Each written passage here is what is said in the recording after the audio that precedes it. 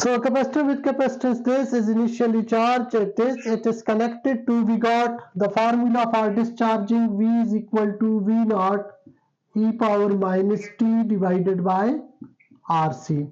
We got V naught here, we got time here, and we got R, and we got C.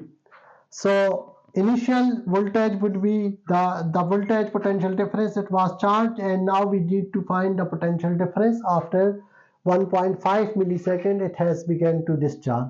So V is equal to V naught, initial is 15 exponential minus t, which is 1.5 times 10 to the power minus 3, and R, that is the resistance, 2.6 times 10 to the power 3, and then we got capacitance, which is 0.6 times 10 to the power minus 6. Okay, so this will become equal to 10, this will go up 10 to the power minus 6 and 10 to the power minus 6, so all the powers of 10 already cancelled out.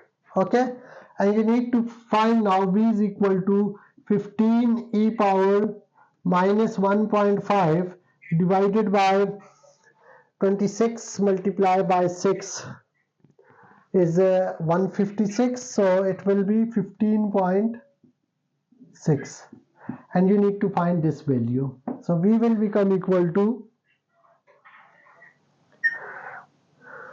5.73.